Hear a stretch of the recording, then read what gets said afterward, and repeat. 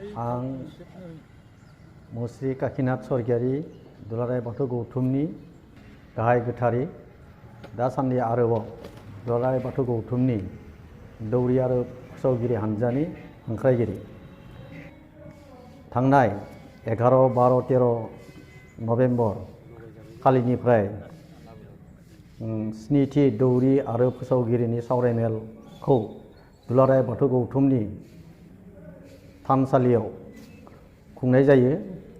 बे सानथामाव जोङो दुलाराय बाथौ गौथुमनि दौरि आरो फोसावगिरिनि फोरोंनाय बादा सावरायनाय जायो।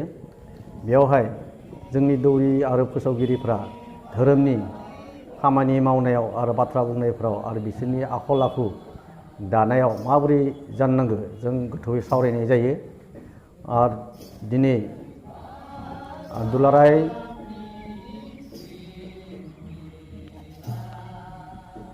दुलाराय बाथौ धोरोमनि जा सावरायमेलाव जोंनि जिल्लाफ्रा हेफाजाब होफैदों।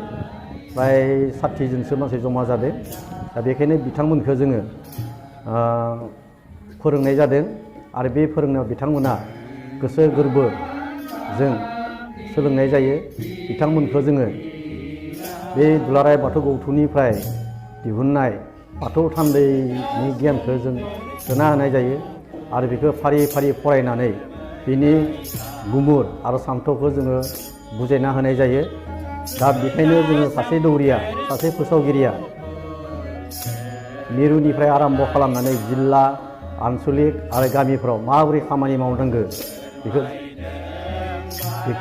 जों फोरोंनाय जायो।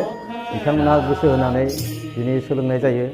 जों नुनायाव फ्रायानो रोंखा राखा जाना फैखादों। थेवबो जोंनिफ्राय बाथौ थान्दैखौ लानानै बिनि गियानखौ होनाय जायो आरो बयबो गोसो होनानै बेखौ खोनासङो आरो फारा फारिनो दिनैनिफ्राय बे खामानिखौ मावनो थाखाय जिल्ला आफादसिम थांनानै दौरि आरो फोसावगिरिफोरनो गियान होनो थाखाय सावरायमेल खुंनानै आरो मिरुनिफ्राय फोरोंनाय मानसिखौ सायख'नानै लांनाय जागोन आरो बिथांमोननो जोङो फोरोंनाय जागोन। दुलाराय बाथौ गौथुमा बाथौ धोरोमखौ फोगोमनो आरो गोसारहोनो थाखाय दिनै दौरि आरो फोसावगिरि नांनाय जादों। थेवबो जोंनि गेजेरावनो दौसि, दौरि, आसारि, गोथारि आरो बाथौ गुरु थायो। दा बिनिनो जोङो मोननै थाखोआव दुलाराय बाथौ गौथुमा मोननै थाखोआव दा जों सहैबाय, दौसि आरो दौरि। आरो लोगोसे बे खामानिखौ फोसाबनो थाखाय जों फोसावगिरिजों सायख'नाय जाबाय।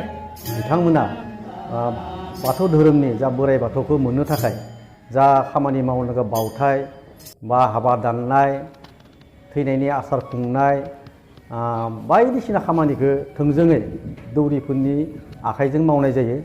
दा बेखायनो जोङो बे बाथौ धोरोमखौ गोसारहोनो थाखाय दिनै दुलाराय बर' मानसिफ्रा फोसाबनो आरो फोगोमनो थाखाय मानसि नागिरदों।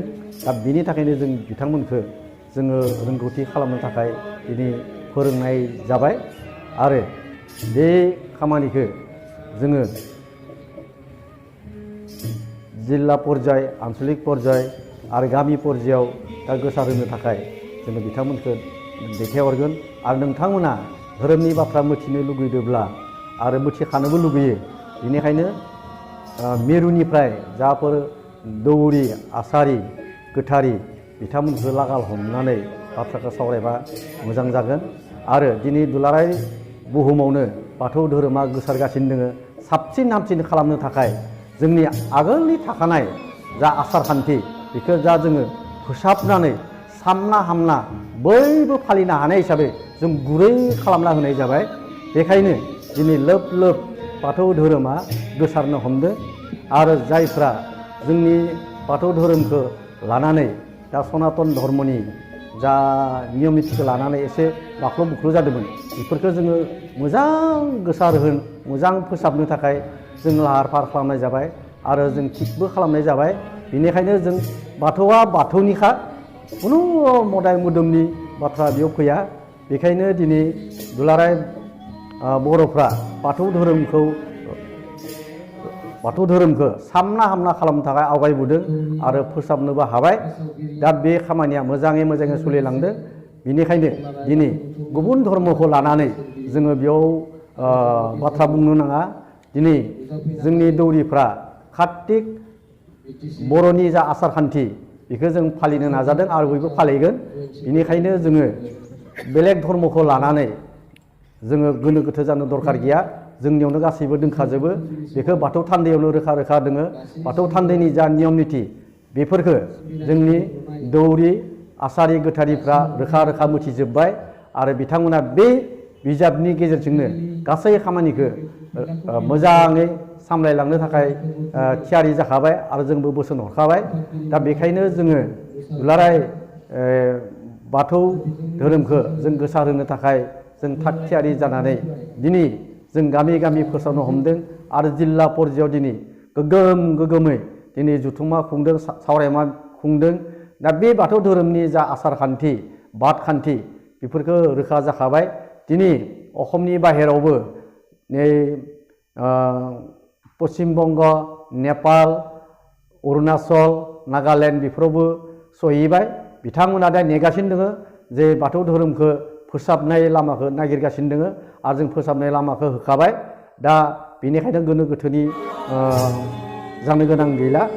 बेखायनो जोंनि बाथौ धोरोमनि खामानिखौ मावनो थाखाय जोङो दौरि आसारि गोथारि बानायजोबखाबाय आरो बेखौ जोङो सामना हामना खालामनानै गोसारहोनो थाखाय जों आवगायबोदों आरो जोङो नांनाय जायोब्ला दिनै दौरिनि आंखाल गैला। मिरुआ दौरिखौ सायख'खाबाय आरो जिल्लायाबो सायख'खाबाय, आनसलिकआबो।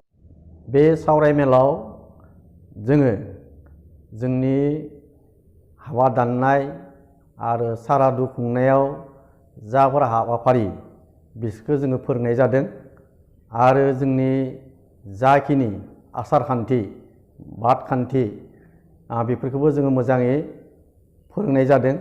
दा बिथांमोना जिल्लायाव थांनानै, आनसलिकआव थांनानै आरो गामियाव थांनानै फोरोंनांगोन। दा जोङो सानदों दुलाराय बाथौ गौथुमनि जा आसार खान्थि गासैखौबो बिथांमोननो गियान होनाय जादों आरो दिनै गामिनिफ्राय, आनसलिकनिफ्राय, जिल्लानिफ्राय, मिरुनिफ्राय जा थांखि बिसय हरदों, जा फोरोंनायनि खामानि मावनांगौ बेखौ दिनै जोङो मोजाङै फोरोंनाय जादों आरो बे फोरोंनायफोरखौ गामियाव थांनानै, आनसलिकआव थांनानै बिथांमोना फोरोंहैगोन आरो जायोब्ला जों मिरुनिफ्राय हेफाजाब हैनाय जागोन। दा बेखायनो जोङो दुलाराय बर' माहारिखौ जोंनि बाथौ धोरोमखौ गोसारहोनो, फोगोमनो थाखाय बयबो सांग्रां जादों आरो जोंखौ लिंहरबाय थादों। बेनिखायनो जों दौरि आरो फोसावगिरिफोरखौ दिनै जों फोरोंनानै होबाय आरो नोंथांमोना गुरैयैनो बिथांमोनखौ लागाल हमनानै जाखिनि रोंनांगौ नोंथांमोना सोंनानै लायोब्ला बिथांमोना मोजाङै बुजायना होगोन। दुलाराय बाथौ गौथुमनि दौरि आरो फोसावगिरिफ्रा बे सानथामाव जाबायदि हेफाजाब होबाय बिनि थाखाय जों खोब साबायखर। दा बेनिखायनो बिथांमोना जाखिनि हेफाजाब होबाय बिनि थाखाय जों दुलाराय बाथौ गौथुमनिफ्राय जोङो रोजा रोजा साबायखर बावो।